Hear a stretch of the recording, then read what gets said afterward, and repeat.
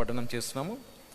మరి ఆదివారం దినమంతా కూడా మరి వారంలో మొదటి దినము మరి సంఘంగా కూడుకోవడము, అది వాక్యానుసారం. ఎందుకంటే దినమంతా కూడా మరి ప్రభువుని ఆరాధించడము దేవుడు మనకి ఇచ్చిన తరుణం కాబట్టి మరి సాధారణంగా ఉదయకాలమే కూడిక అనుకుంటాం, సాయంకాలం కాదు అనుకుంటాం. కానీ దేవుని ఒక వాక్యంలో మరి సాయంకాలం కూడా వాక్యానుసారం అనే కూడిక ఏర్పాటు చేయడం జరిగింది దేవుని ఒక వాక్యంలో.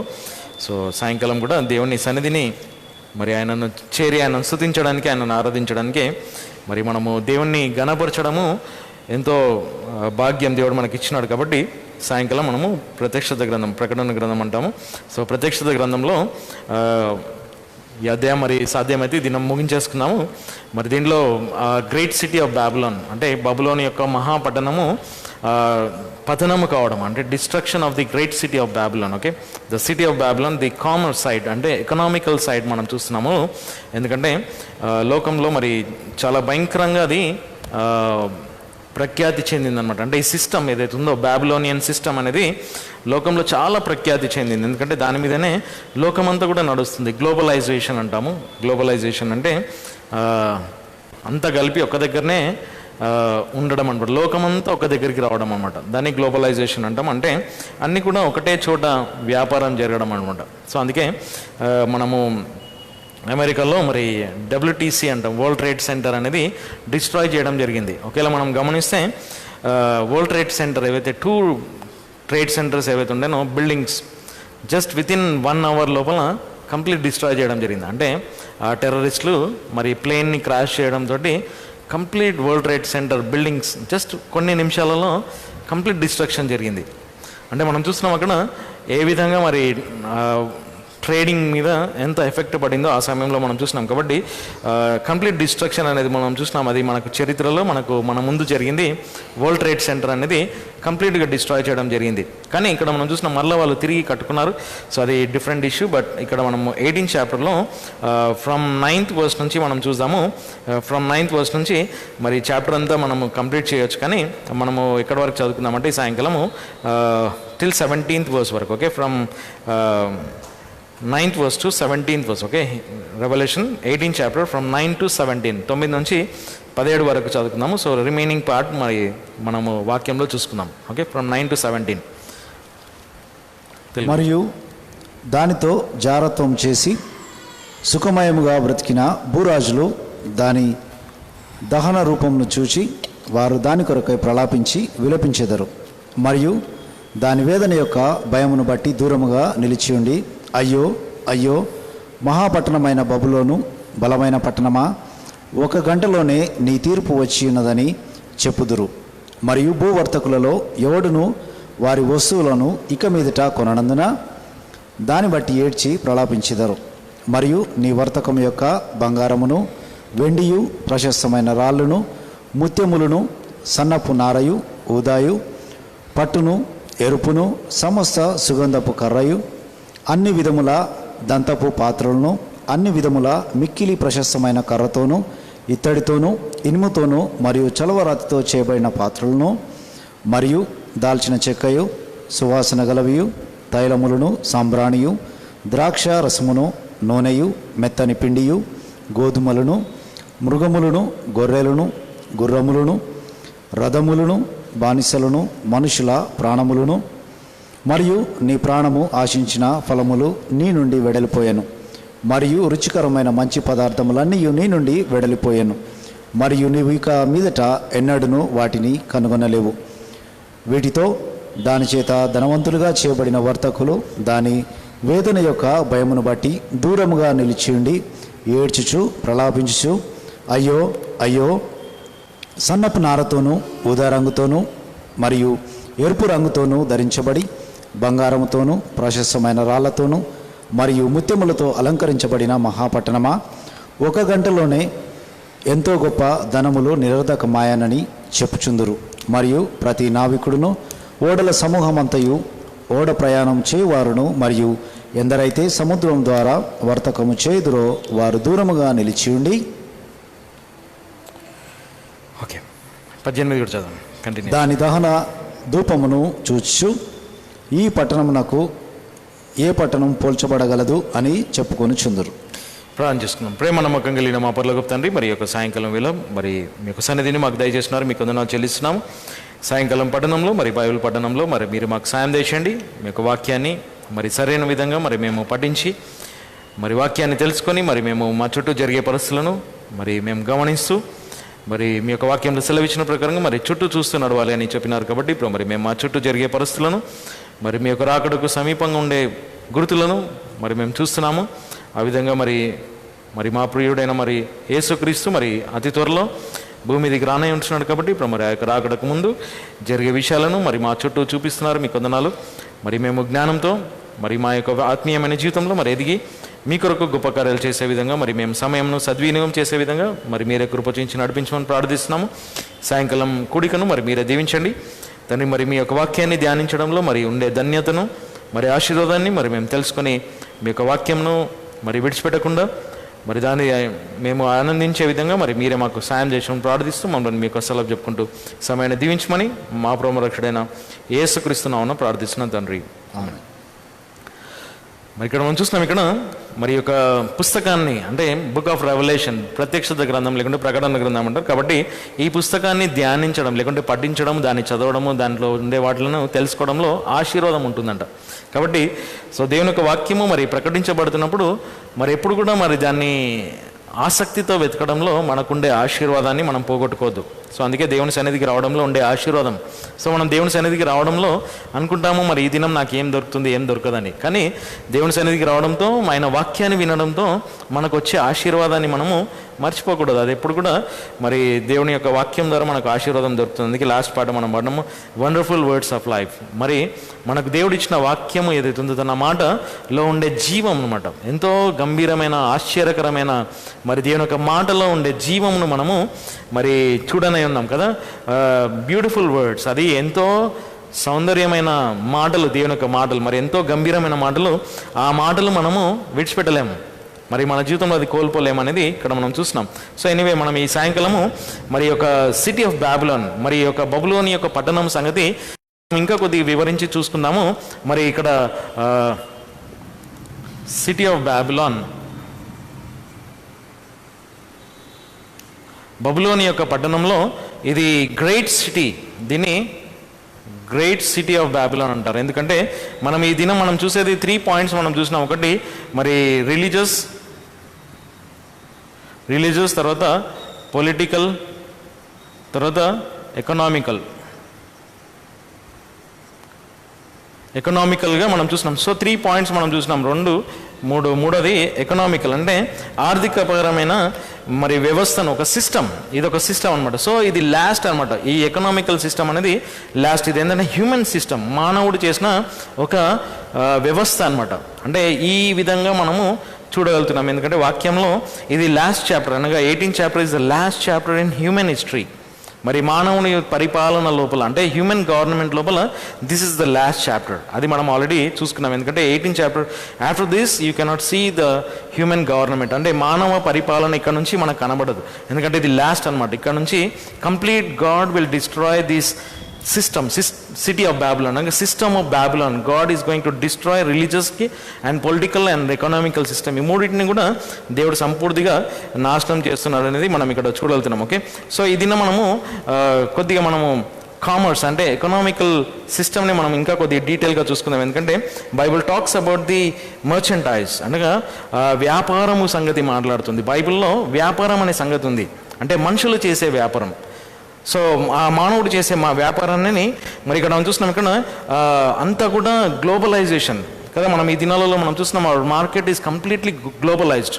అన్నీ కూడా గ్లోబల్ మార్కెటింగ్ జరిగిందనమాట. అంటే ఎక్కడైనా నువ్వు లోకంలో ఉండి ఏ వస్తువునైనా కొనవచ్చు, ఎక్కడి నుండైనా కొనుక్కోవచ్చు. అంటే ట్రేడింగ్ మనం చేసుకోవచ్చు, ఎక్కడి నుండైనా లోకంలో ఉండి ట్రేడింగ్ చేసుకోవచ్చు. ఎందుకంటే టెక్నాలజీ అట్లా పెరిగిపోయింది అన్నమాట. టెక్నాలజీ ఎంత పెరిగిపోయిందంటే నువ్వు ఎక్కడన్నా ఉండి ఒక చిన్న సెల్ ఫోన్ ద్వారా, మనకుండే మొబైల్ ఫోన్ ద్వారా లోకంలో ఉండి ఏ వస్తువునైనా మనం కొనుక్కోవచ్చు.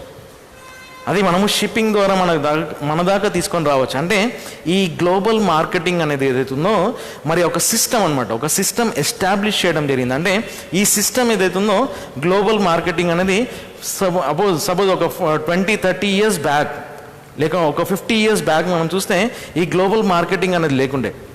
ఎందుకంటే మనము ఏదైనా కొనుక్కోవాలి అంటే టోటల్ డిఫరెంట్ అట్మాస్ఫియర్ ఉంది. అంటే మనం అక్కడికి వెళ్ళి కొనుక్కోవాల్సి వస్తుంది, లేకుంటే ఎవరి ద్వారానైనా కొనుక్కోవాల్సి వస్తుంది. కాబట్టి మనకి ఈ సిస్టమ్ ఈ దినాలలో మారిపోయింది, కంప్లీట్ చేంజ్ అయిపోయింది అనమాట. టెక్నాలజీ మారిపోయింది. ఎట్లా మారిపోయిందంటే నువ్వు ఒక చోటనే కూర్చొని లోకమంతా నీ చేతిలో చేసింది అనమాట. అంటే గ్లోబలైజేషన్ అనమాట. అన్నీ కూడా ఒక మార్కెటింగ్ అంతా కూడా ఒక దగ్గరకు వచ్చేసింది. సో అది మనం ఇక్కడ చూస్తున్నాం. ఇక్కడ మరి అదంతా కూడా మార్కెటింగ్ ఎక్కడ ఉందంటే స్టాక్ మార్కెట్ అంటాం. అంటే మనం అందరం కూడా చూసేది స్టాక్ మార్కెట్. ఏమంటాం స్టాక్ మార్కెట్ అంటే మన వ్యాపారం అంతా కూడా భూమి మీద జరిగే అన్ని వ్యాపారాలన్నీ కూడా ఒక స్టాక్ మార్కెట్ క్రిందికి వచ్చినాయి అనమాట. అన్నీ కూడా ఒక దగ్గరికి తీసుకొని వచ్చినారు.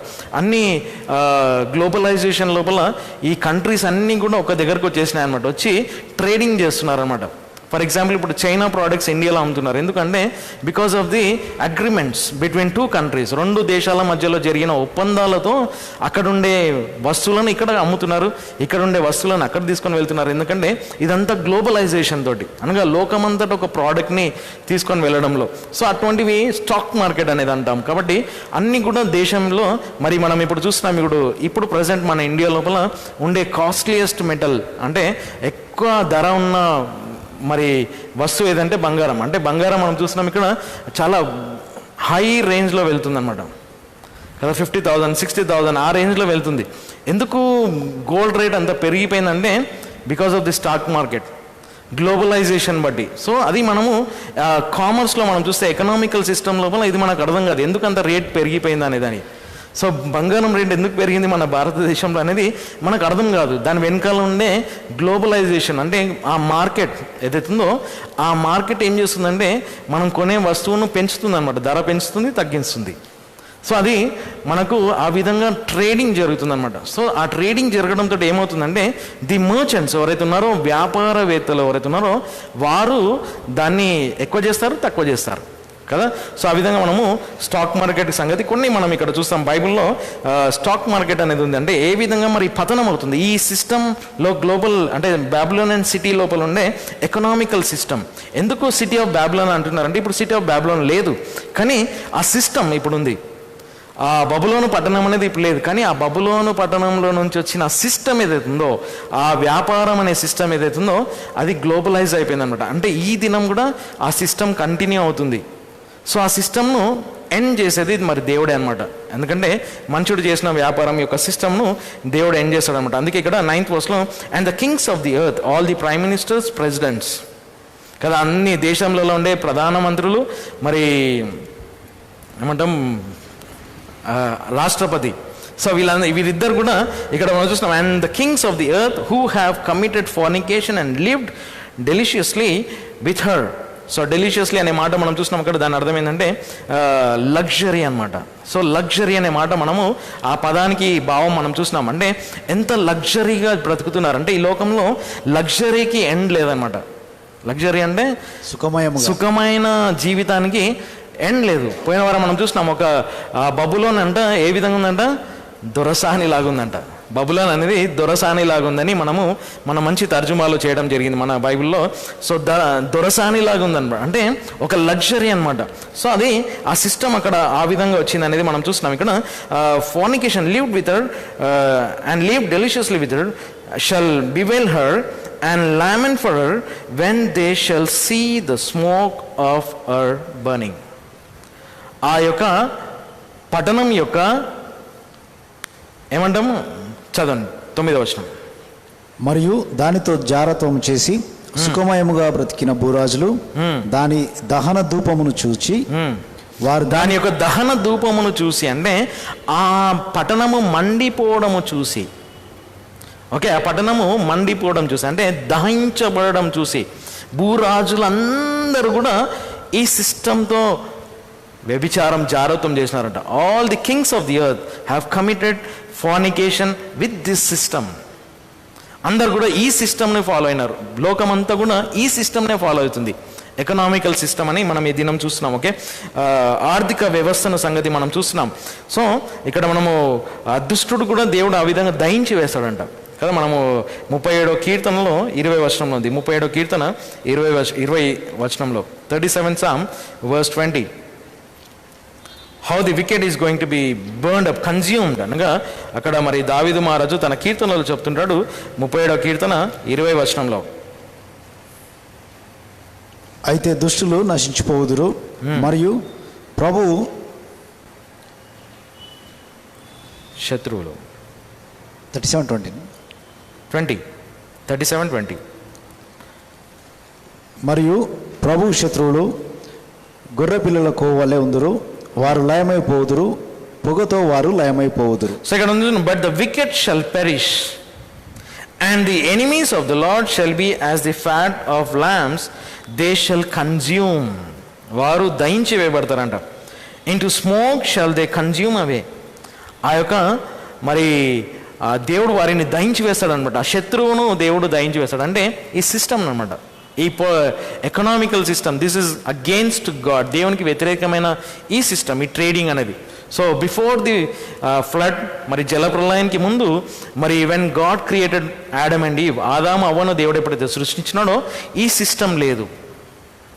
ఈ మతపరమైన సిస్టమ్, రాజకీయమైన ఆర్థికమైన సిస్టమ్ లేదు, అటువంటి వ్యాపార సంబంధమైన సిస్టమ్ లేదు. ఇది మనిషి చేసినాడు అనమాట. అందుకే దేవుడు దీన్ని నాశనం చేస్తాడంట, అనగా దాన్ని దహించి వేస్తాడంట.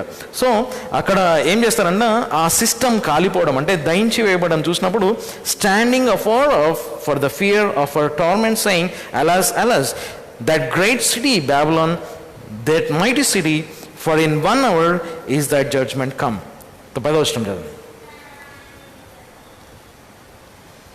మరియు దాని వేదన యొక్క భయమును బట్టి దూరముగా నిలిచియుండి, అయ్యో అయ్యో మహాపట్టణమైన బబులోను, బలమైన పట్టణమా, 1 గంటలోనే నీ తీర్పు వచ్చినదని చెప్పుదురు. సో 1 hour, ఇన్ 1 hour, 1 గంటలో అది దహించి వేయబడుతుందంట. కంప్లీట్ సిస్టమ్ని జస్ట్ ఇన్ 1 hour.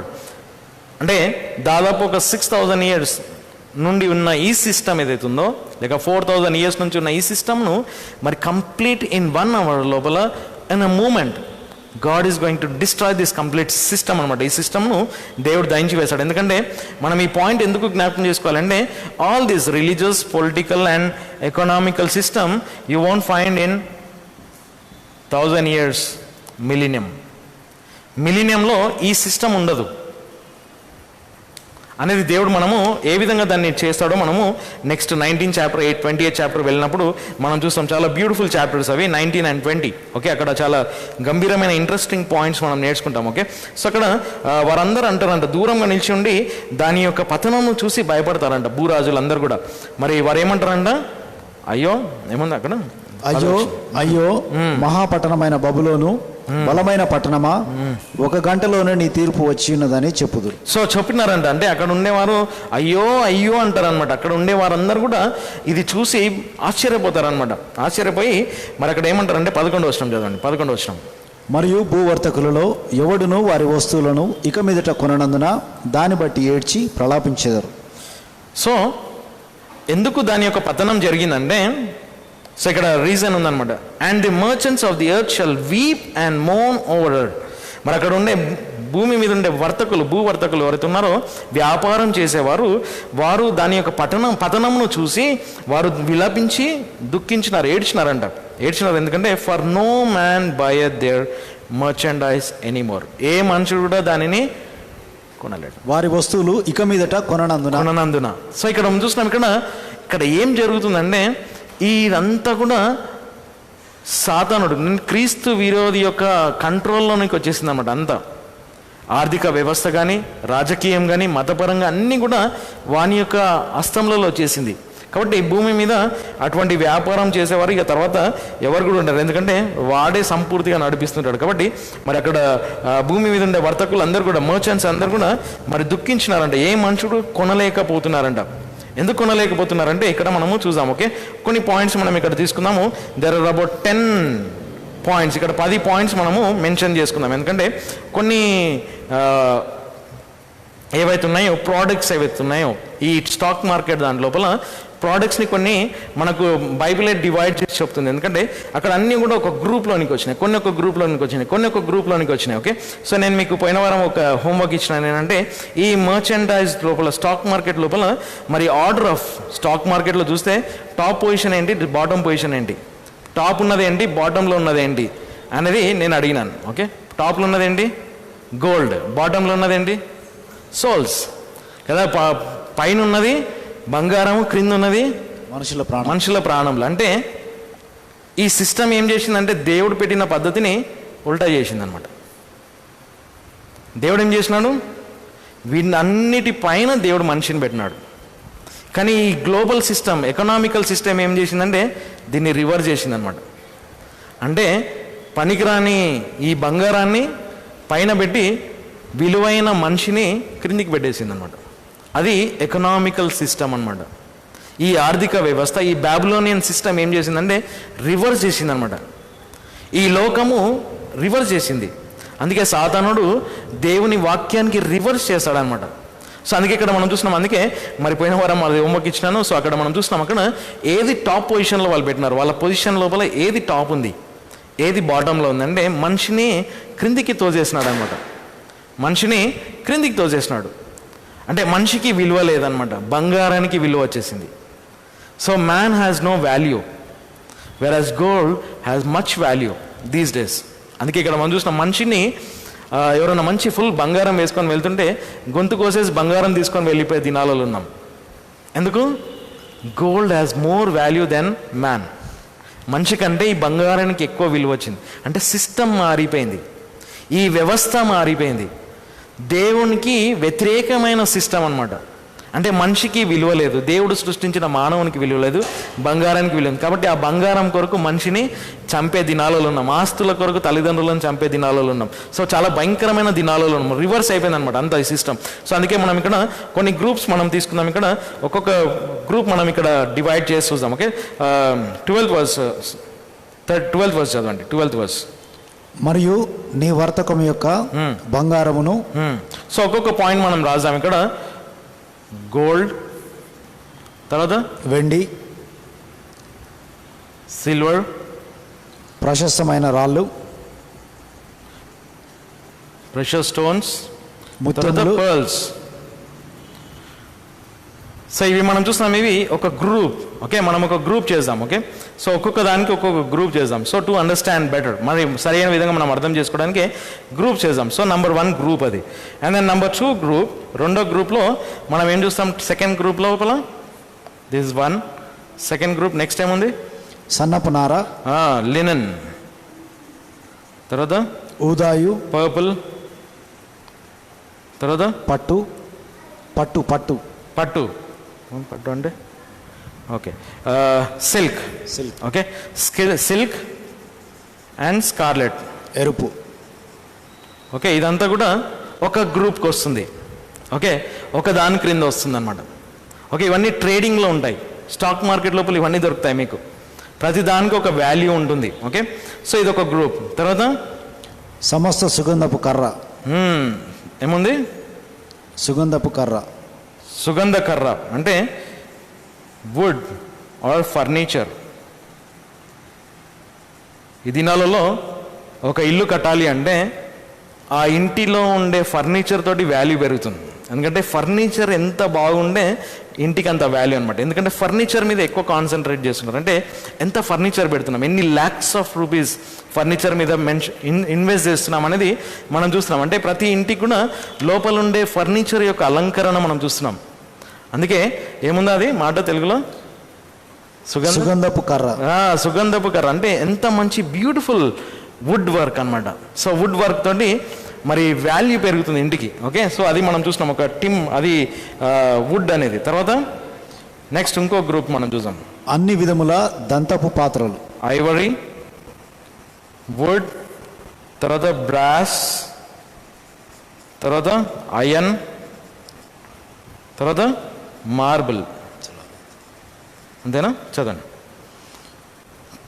అన్ని విధముల మిక్కిలి ప్రశస్తమైన కర్రతోను, ఇత్తడితోను, ఇనుముతోను మరియు చలవరాతితో చేయబడిన పాత్ర. సో ఇంట్లో ఎంత పాలిష్ స్టోన్స్ వేసినాము, మన ఇంటికి ఏం స్టీల్ వాడినాము, మన దర్వాజాలకు ఎంత బ్రాస్ ఉంది, సో ఇవన్నీ మనం చూస్తున్నాం. ఓకే, సో మన లోపల ఐవరీ వర్క్ ఎంత ఉంది.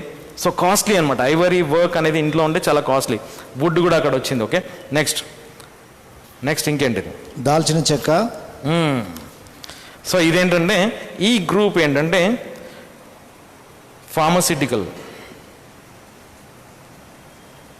Pharmaceuticals and perfumes. సువాసన గలవి. ఓకే, ఫార్మాసిటికల్స్ అండ్ పర్ఫ్యూమ్స్ ఇది ఒక గ్రూప్ అనమాట. Okay, next తైలములు.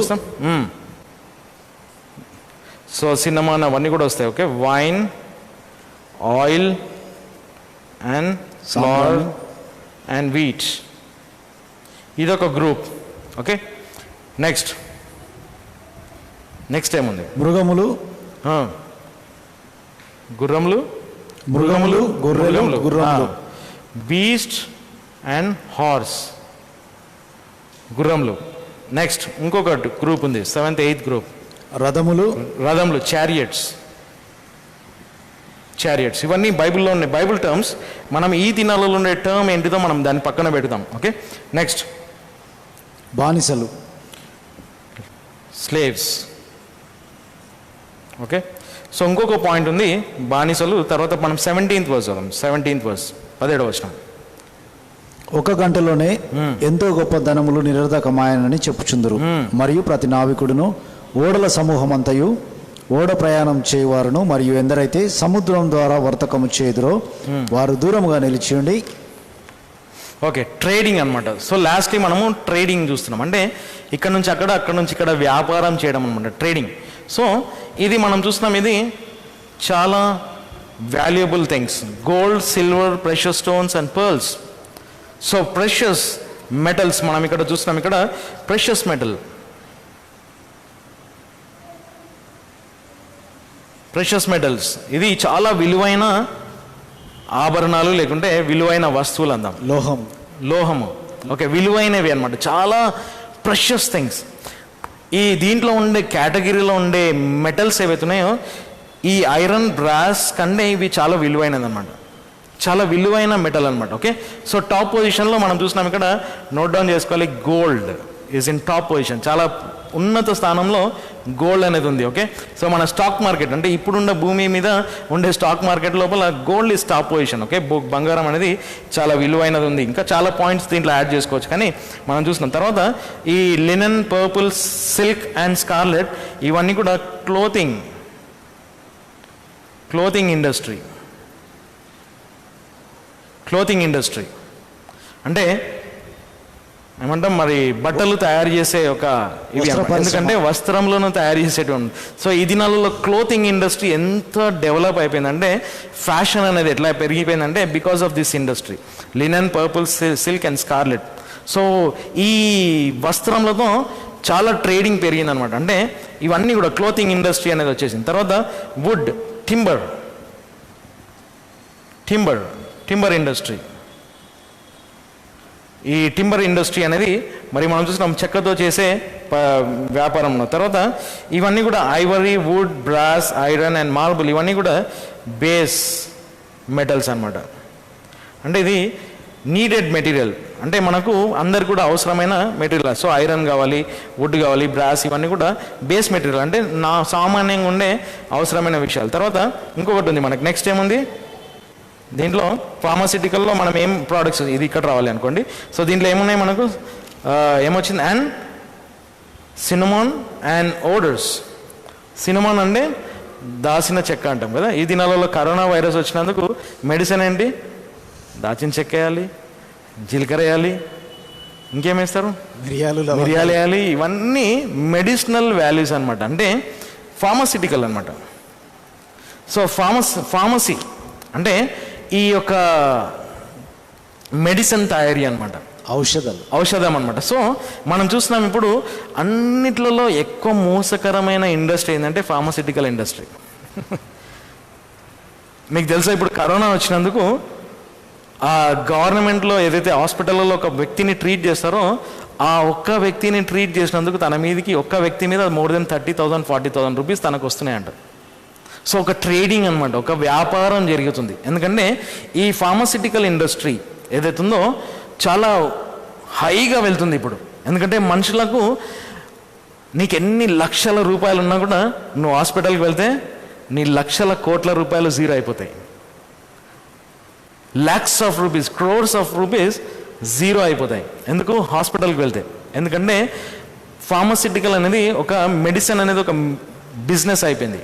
ఓకే, సో అదంతా కూడా it depends upon stock market. ఇదంతా కూడా స్టాక్ మార్కెట్లో వస్తుంది. కాబట్టి అందుకే అక్కడ బైబిల్లో మరి మెడిసిన్ కూడా ఉంది, మెడిసిన్ స్టాక్ మార్కెట్లో వస్తుందని ఉంది. కాబట్టి మెడిసిన్ కూడా ఈ దినాల్లో స్టాక్ మార్కెట్ వచ్చింది. అందుకే గవర్నమెంట్ ఏం చేసిందంటే మరి జెనరిక్ మెడిసిన్స్ అని స్టార్ట్ చేసినారు. జెనరిక్ మెడిసిన్ అంటే 50%, 70% డిస్కౌంట్ ఉంటుంది. సో మనుషులందరూ కూడా దాని వెనుక వెళ్తున్నారు. దాని వెనుక వెళ్ళినా కూడా దాంట్లో కూడా ఒక వ్యాపారమే అది. సో ప్రతి దాంట్లో ఒక బిజినెస్ అనేది జరుగుతుంది. కాబట్టి ఇవన్నీ బిజినెస్ ఎందుకు వచ్చింది? Because of this economical system. Corona virus ఏంటంటే దాని వెనుకల ఉండేది ఒక ఎకనామికల్ సిస్టమ్ అనమాట. అందుకే మనం ఇక్కడ చైనా వాడు మరి అక్కడ నుండి ఈ వైరస్ ఎందుకు పంపించినాడంటే దాన్ని ఏమంటారంటే బయాలజికల్ వార్ అంటారు. అంటే ఈ మెడిసిన్ రూపకంగా యుద్ధం చేయడం అనమాట.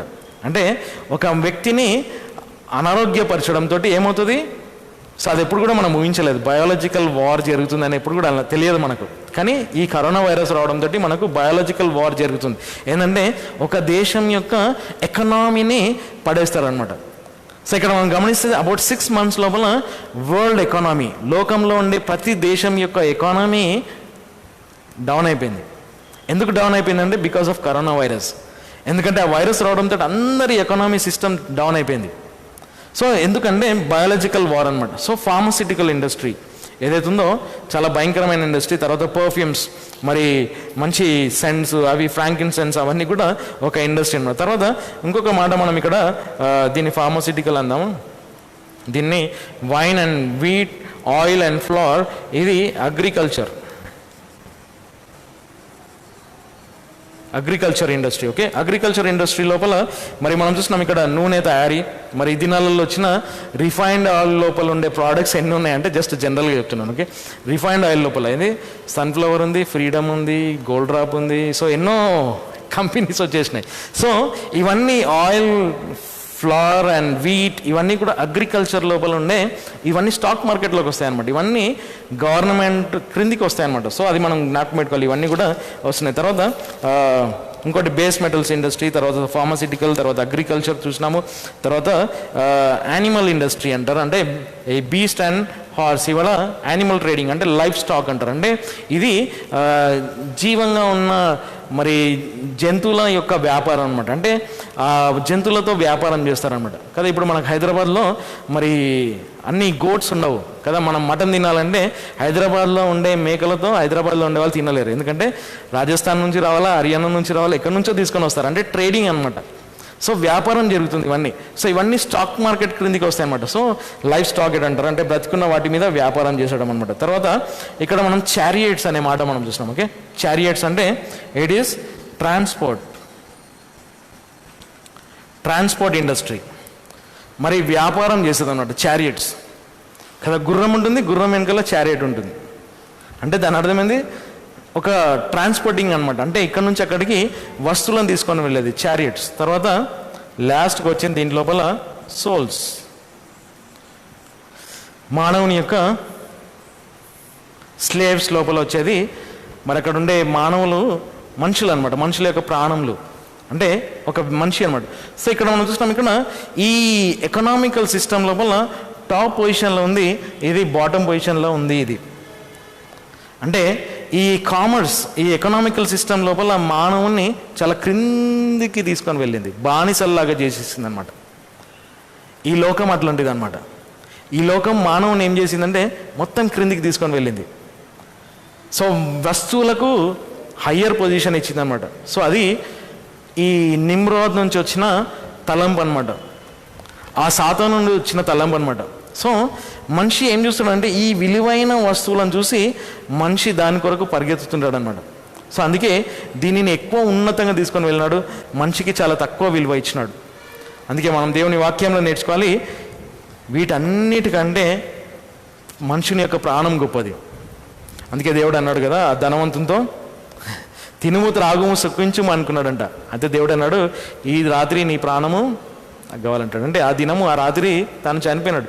సో ఇవన్నీ కూడా పోయినాయి అనమాట. సో ఈ సందర్భంలో మనం ఏం చూస్తున్నామంటే ఈ ట్రేడింగ్ ఏదైతే ఉందో, మరి 14 వచనం చదవండి. ఇదంతా స్టాక్ మార్కెట్ యొక్క ట్రేడింగ్. ఓకే, సో ఇవన్నీ వ్యాపారం జరుగుతుంది ఆ విధంగా.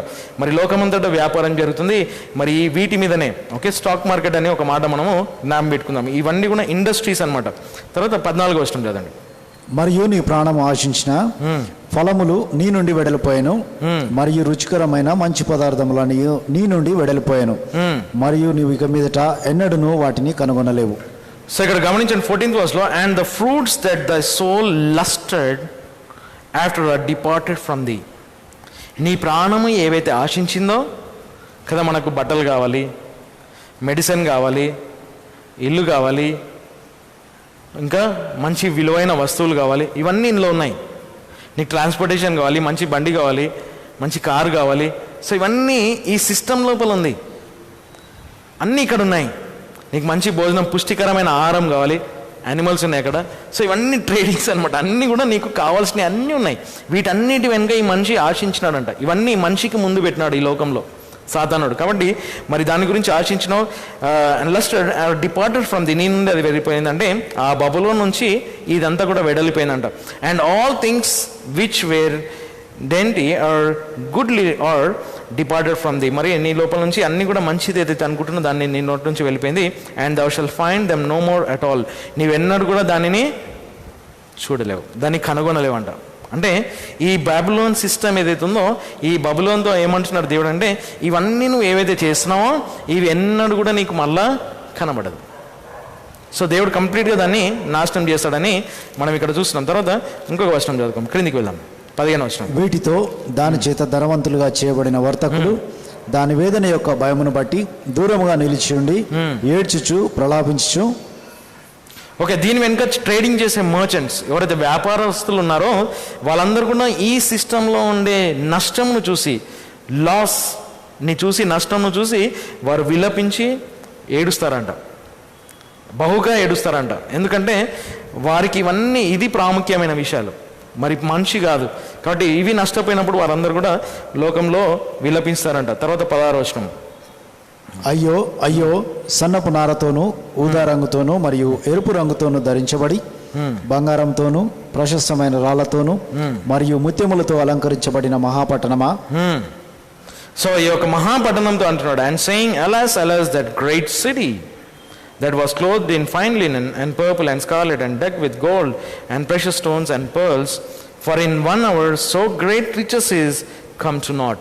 నీ దగ్గర ఉండే అంత ఐశ్వర్యము ఒక్క గంటలో అది లేకుండా పోయిందంట కదా. 17వ వచనం కదా.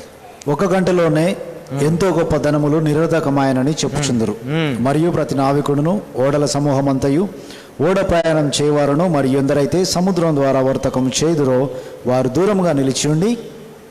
సో వారందరూ కూడా ఇక్కడ మనం for in 1 hour so great riches is come to naught, and every shipmaster and all the company in ships, every shipmaster and all the company in ships and sailors and as many as trade by sea stood afar off. అంటే మనము ఈ దినాలలో ఉండే నవీన యుగంలో మనం చూస్తాము, కేవలం ship నుండి జరిగే వ్యాపారమే కాదు, ఏరోప్లేన్ల నుంచి జరిగే వ్యాపారం కూడా ఉంది. సో కంప్లీట్ అన్నీ కూడా ఎక్కడికక్కడి నిలిచిపోతాయి అన్నమాట, ఆగిపోతాయి. అది జరుగుతుందా అంటే జరిగింది ఒకప్పుడు కాదు, మొన్న జరిగింది. కంప్లీట్ ట్రేడింగ్ ఆగిపోయింది. ఎవ్రీ ఫ్లైట్ వాజ్ గ్రౌండెడ్ కదా. అన్నీ కూడా ప్రతి విమానము భూమి మీదే ఉండిపోయింది. అది అంటే దేవుడు ఆ విధంగా దానిని సమస్తం భూమి మీదకి చేసినాడు అనమాట, అంటే నడవకుండా చేసినాడు. కానీ ఇక్కడ మనం చూసినాం ఈ బబులోను పట్టణము 7 years ట్రిబ్యులేషన్ లోపల, ఎండింగ్ లోపల ఈ సిస్టమ్ ఏదైతుందో కంప్లీట్ జీరో అయిపోతుంది అనమాట. ఏమీ వ్యాపారం ఉండదన్నమాట.